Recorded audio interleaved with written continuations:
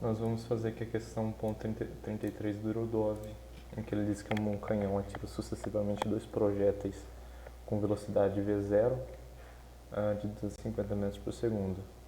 Então nós temos aqui uma velocidade inicial que esses projéteis são tirados, que é de 250 metros por segundo. Ele diz que o primeiro é lançado com um ângulo de 60 e o segundo com um ângulo de 45, todos em relação horizontal. É para considerar a trajetória e o canhão no mesmo plano vertical e para desprezar a resistência do ar. Ele pede para calcular um intervalo entre os dois tiros a fim de que ocorra colisão entre os projéteis. Então nós temos aqui primeiro o primeiro tiro sendo lançado com um ângulo de 60 graus inicial.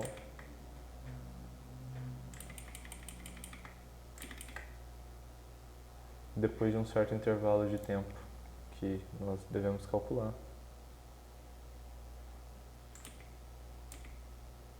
é feito o segundo tiro com um ângulo de 45 graus.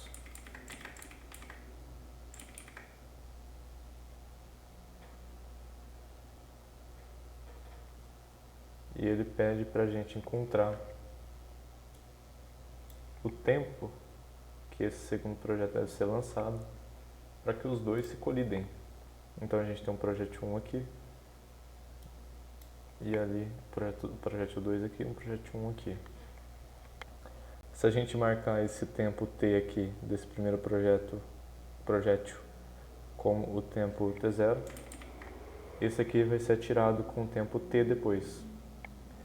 A gente pode fazer um gráfico aqui da nossa distância x pelo tempo t. Dessa forma a gente vai analisar um pouquinho mais desses dois tempos. Então a gente vai ter aqui então duas retas, certo? Pois a equação que vai descrever esse movimento no eixo x vai ser dado como, de uma maneira geral, x de vxt, uma equação de reta.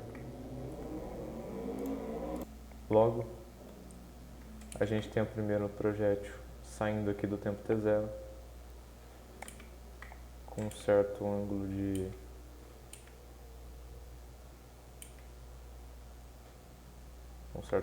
horizontal, né? Que vai ser dado pelo Vx. E o segundo projétil vai ser lançado, vai sair aqui tecnicamente de um x negativo, pois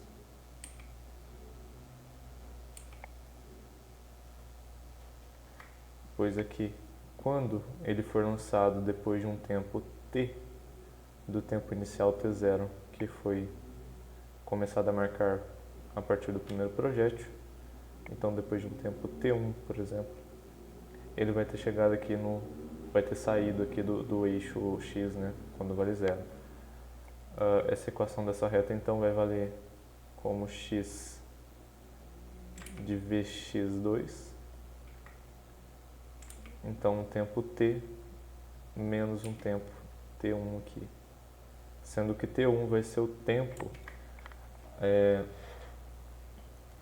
que demorou, né, para ele ser lançado. Pois observe que quando x vale t1, quando o tempo chegou no tempo t1, a gente vai ter vx2 t1 menos t1, que vai dar zero. Portanto, nesse tempo, o projétil 2 está na posição 0. Depois de um tempo de 1 segundo, a gente teria, por exemplo, 1 menos t1. Logo, se o t1 foi lançado 2 segundos depois, ele ainda teria que estar numa posição negativa, por assim dizer, pois ele ainda não foi lançado. Mas no caso a gente vai considerar, né, depois do zero. Certo? Então a gente tem essa equação aqui para o projétil 2, e nós teríamos essa equação para o projétil 1 num tempo t normal, já que no x de 0 ele estaria no eixo, na distância 0, né, que ele acabou de ser lançado. Se a gente fosse analisar também aqui a equação que descreve a distância y, a altura, nós teríamos algo desse tipo aqui. O que seria que a nossa parábola passaria pelo zero aqui no nosso projétil 1, já que a equação do projétil 1 seria dada por y de vy1t menos 5t ao quadrado, gt, né? Gt gt ao quadrado sobre 2. Então, no y de tempo 0, ele estaria no zero. A gente teria algo assim.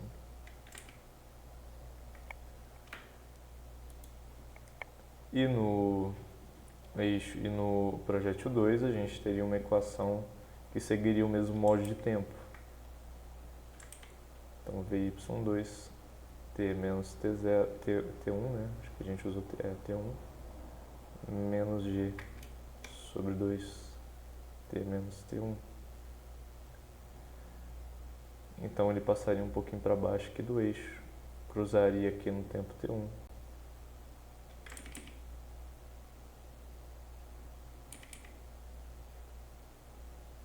E iria até bater aqui com outro projétil 1.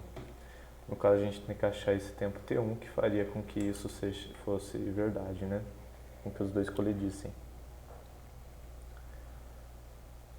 Analisando agora o gráfico composto de y e x, nós teríamos também uma parábola, só que dessa vez nenhum dos dois cortaria eixos para baixo do x do y, pois o nosso y e o nosso x seguem os mesmos moldes, né? As mesmas equações, os mesmos modelos de equações, não tem que fazer nenhum ajuste. Então, você sairia aqui, por exemplo,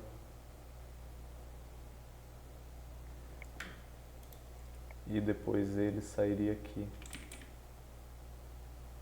E eles se cruzariam em algum ponto. Então, pode ser nesse ponto XY aqui.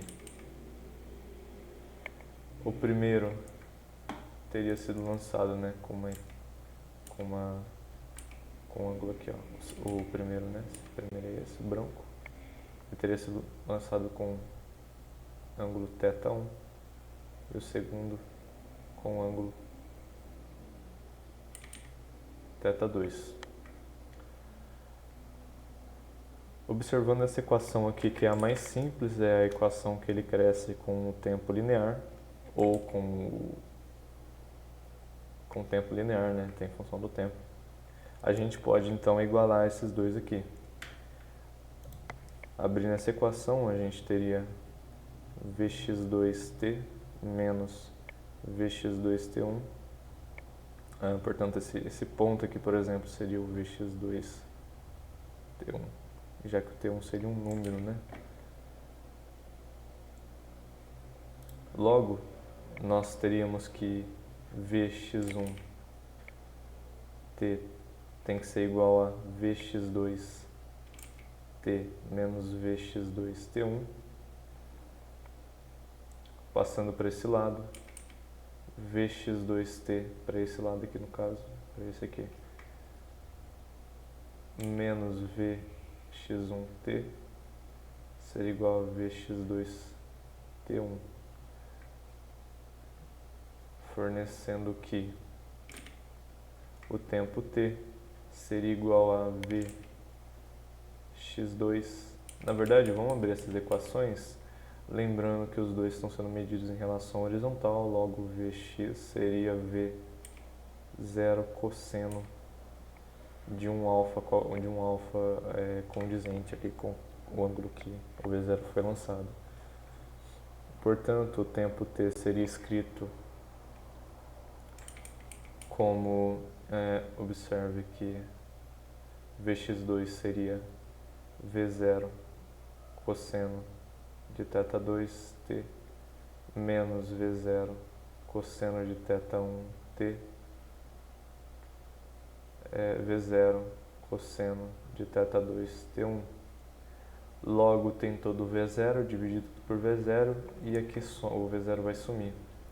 Então, o t pode ser escrito em função de t1, que será dado por cosseno de θ2 por cosseno de θ2 menos cosseno de θ1, t1.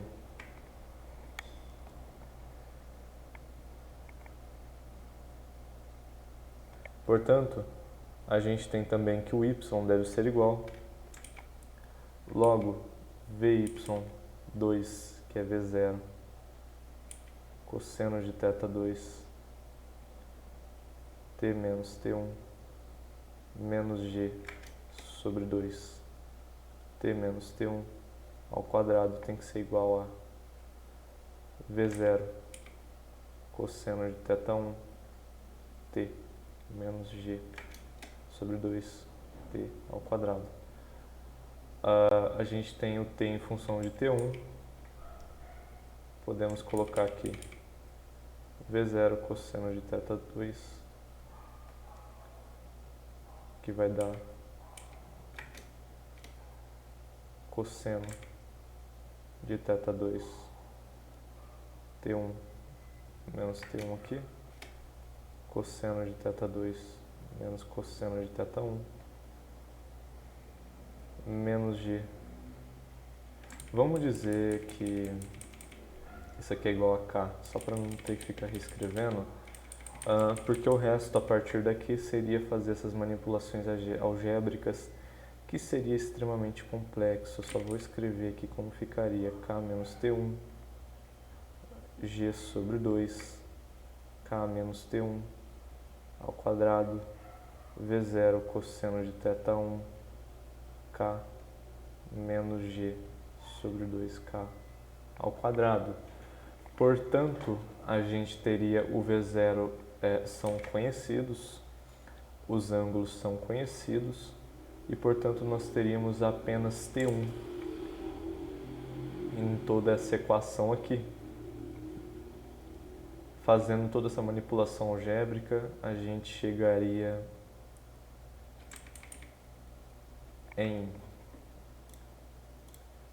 nós chegaremos nessa equação aqui, que forneceria t1 igual a 11 segundos, trocando os dados nessa equação. Logo, perceba que a gente teve que encontrar uma maneira de relacionar os nossos dois tempos, já que essa segunda bolinha, segundo projétil, estaria em um eixo de tempo diferente em relação a 1, portanto precisamos ter feito as devidas considerações para que fornecessem equações que iria condizer ao mesmo eixo de tempo. O resto foi fazer essas manipulações extremamente complicadas para a questão, mas foi a forma que eu encontrei de resolver. Eu acredito que tenha a forma mais fácil, mas que eu não consegui enxergar. E, portanto, o resto foi fazer contas, né? Observe também que a gente fez essas contas aqui tomando em considerações que θ1 e θ2 fossem qualquer dois ângulos, mas que as velocidades iniciais fossem iguais. Portanto, essa equação é válida para qualquer θ e para qualquer θ1 e para qualquer θ2, que esses dois projéteis fossem lançados. É uma questão extremamente interessante que deve agregar muito valor ao conhecimento. E, portanto, é isso, nada muito complexo e nem muito difícil de encontrar uma maneira, um caminho para seguir até encontrar a solução.